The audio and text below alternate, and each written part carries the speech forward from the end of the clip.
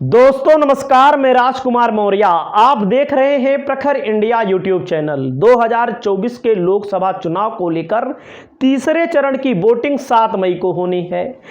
7 मई को जो वोटिंग होगी 10 राज्यों की 94 लोकसभा सीटों पर होगी। 94 लोकसभा सीटों में अधिकतर सीटों पर भारतीय जनता पार्टी का कब्जा 2019 में हो गया था और 2024 को लेकर के देश नीति का ओपिनियन पोल आ चुका है। देश नीति के ओपिनियन पोल के मुताबिक भारतीय जनता पार्टी को बहुत भारी झटका लगने जा रहा है। अलग अलग राज्यों का पूरा मैं आपको आंकड़ा बताता हूं। अगर आप चैनल पर पहली बार आए हैं तो चैनल को सब्सक्राइब करिए। आपकी जो भी राय है उसको कमेंट बॉक्स में जरूर लिखिए। आपको मैं बता दूं, सबसे पहला राज्य है गुजरात। गुजरात जो मोदी और शाह का गढ़ है। 2014 में 26 की 26 सीटें बीजेपी ने एक तरफा जीत ली। 2019 में बीजेपी ने 26 की 26 सीटें एक तरफा जीत ली। लेकिन 2024 को लेकर के तीसरे चरण में पूरी 26 सीटों पर चुनाव हो रहा है। इस बार देश नीति का ओपिनियन पोल कहता है कि 26 सीटों पर बीजेपी नहीं जीतेगी। बीजेपी जीतेगी मैक्सिमम 24 सीटों पर। 2 सीटों पर इंडिया गठबंधन यहां पर जीतेगा, जहां पर बीजेपी को कम से कम 2 सीटों का नुकसान हो रहा है। ये 2 से बढ़ करके नुकसान 5 सीटों का भी हो सकता है, क्योंकि गुजरात की जो सीटें हैं पाटन, बानसकाठा, जामनगर, साबरकाठा और भरूच, 5 लोकसभा सीटों पर बहुत कांटे की फाइट है, जहां पर बीजेपी पिछड़ती हुई नजर आ रही है। हालांकि देश नीति के ओपिनियन पोल के मुताबिक 24 सीटें तब भी बीजेपी को दी गई हैं, 2 सीट इंडिया गठबंधन को। और एक चीज मैं आपको बता दूं, आप हमारी बात चाहे माने या ना माने, 2024 में बीजेपी को नुकसान होना तय है। चाहे उत्तर प्रदेश हो, चाहे मध्य प्रदेश हो, चाहे बिहार हो, चाहे कर्नाटक हो, चाहे बंगाल हो, मतलब हर राज्य में बीजेपी का भारी भरकम नुकसान हो रहा है। हालांकि बीजेपी के समर्थक लोग कहेंगे 4 जून को हम देखेंगे, फिर भी 4 जून को मैं भी देखूंगा। भारी भरकम नुकसान हो रहा है बीजेपी को, आप देख लीजिएगा। अगला राज्य आता है मध्य प्रदेश। मध्य प्रदेश में बीजेपी की सरकार है।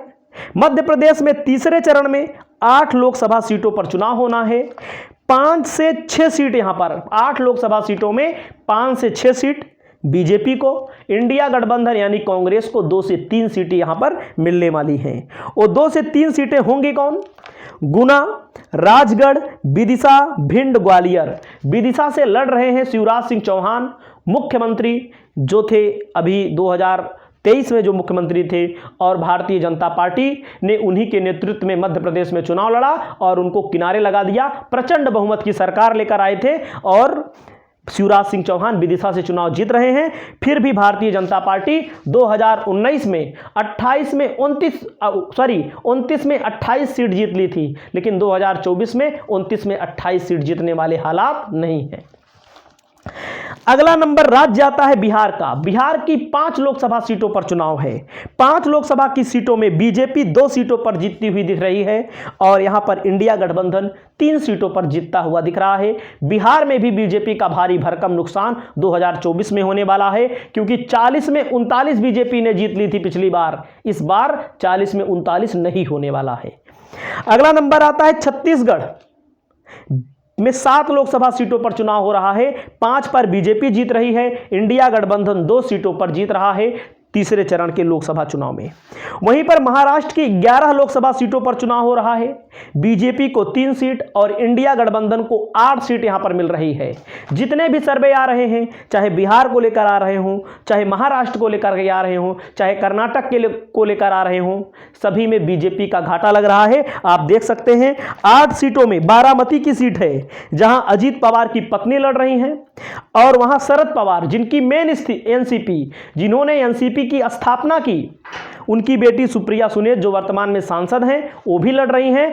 और जो एनसीपी का टुकड़ा है जिसको मोदी और शाह ने तोड़ करके अपने पास मिला लिया है, उनकी पत्नी लड़ रही हैं अजीत पवार की, जिनके ऊपर यह आरोप लगाया गया था मोदी जी के द्वारा कि 4000 करोड़ कितने हजार करोड़ का घोटाला है और 24 घंटे के अंदर अपनी पार्टी में शामिल कर लिया जाता है और उनको उप मुख्यमंत्री बना दिया जाता है महाराष्ट्र का। अगला नंबर राज्य आता है कर्नाटक। कर्नाटक में 14 लोकसभा सीटों पर चुनाव हो रहा है तीसरी चरण में। 14 में 3 सीटों पर बीजेपी, 11 सीटों पर यहां पर कांग्रेस इंडिया गठबंधन जीतता हुआ नजर आ रहा है देश नीति के ओपिनियन पोल के मुताबिक। अगला राज्य है सबसे बड़ा राज्य, 80 लोकसभा सीटों वाला राज्य, जहां पर पहले चरण में 8 सीटों पर, दूसरे चरण में 8 सीटों पर, तीसरे चरण में 10 लोकसभा सीटों पर चुनाव हो रहा है। जहां पर देश नीति का ओपिनियन पोल कहता है 4 सीट बीजेपी जीतेगी, 6 सीट इंडिया गठबंधन जीतेगा। और मैं आपको बता दूं यहां पर जो सीटें शामिल हैं, मैनपुरी की सीट, फिरोजाबाद की सीट, बदायूं की सीट, एटा, आंवला, बरेली, फतेहपुर सीकरी, मतलब कि अधिकतर सीटों पर बीजेपी यहां पर, फिरोजाबाद, मतलब अधिकतर सीटों पर बीजेपी यहां पर फंस चुकी है।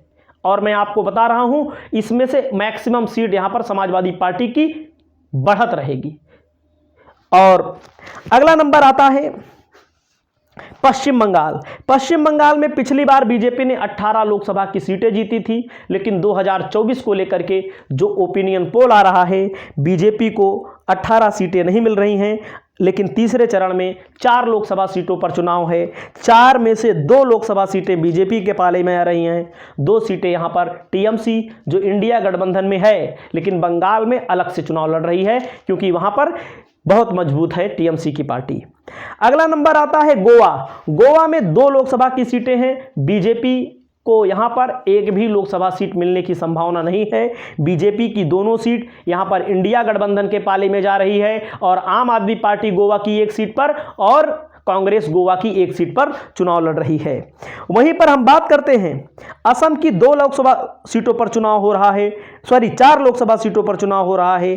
4 की 4 लोकसभा सीटें यहां पर 4 लोकसभा सीटों पर चुनाव हो रहा है, जिसमें 2 सीटों पर बीजेपी और 2 सीटों पर यहां पर कांग्रेस जीतता हुआ नजर आ रहा है।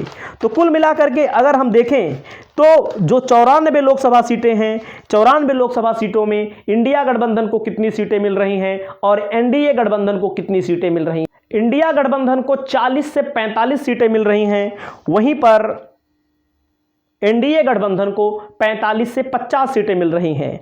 आप देख रहे होंगे मैं जो बता रहा हूं 45 से 50 सीटें भले मिल रही हैं, क्योंकि यहां पर गुजरात में इकट्ठा थोक के भाव सीट यहां पर बीजेपी को मिल रही है और इंडिया गठबंधन पिछली बार जब चुनाव हुआ था तो इनमें से 2-4 सीट इंडिया गठबंधन के पास थी, बाकी सब एनडीए गठबंधन के पास थी। जैसे उत्तर प्रदेश में केवल मैनपुरी इंडिया गठबंधन के पास थी, बाकी सब बीजेपी के पास थी। उत्तर प्रदेश की मैं बात कर रहा हूं।